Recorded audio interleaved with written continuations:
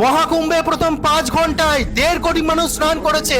প্রতি ঘন্টায় 11,50,000 মানুষ স্নান করেছে। প্রতি মিনিটে 19,200 মানুষ স্নান করেছে। প্রতি সেকেন্ডে 321 অর্থাৎ 350 জন মানুষের কাছে স্নান করেছে প্রথম 5 ঘন্টায়, যেটি বিশ্ব রেকর্ড গড়ে তুলেছে। এরকম জনসমাগম পৃথিবীতে কোথাও হয়নি প্রথম 5 ঘন্টায়। এবং এখনো পর্যন্ত যে আপডেট বেরিয়ে এসছে সেটি প্রথম দিনে 10 থেকে 16 ঘন্টার মধ্যে প্রায় 4 কোটি মানুষ স্নান করেছে।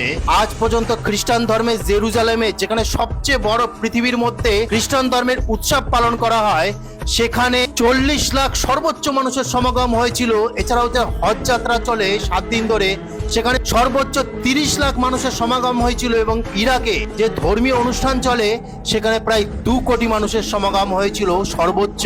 কিন্তু সমস্ত রেকর্ড প্রথম দিনে ভারত ব্রেক করে ফেলেছে।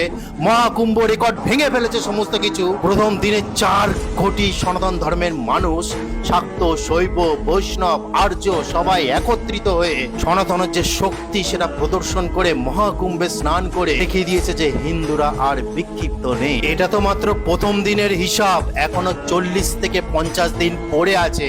90% চান্স আছে 40 থেকে 45 কোটি মানুষের সমাগম ঘটবে এই মহাকুম্ভে, যেটি 144 বছর পর আবার ফিরে এসছে।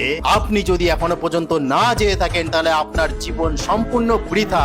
তাই আর কলে স্নান করবেন না, শাওয়ারে স্নান করবেন না, মোটরে স্নান করবেন না, পুকুরে স্নান করবেন না, না করে চলে যান মহাকুম্ভে।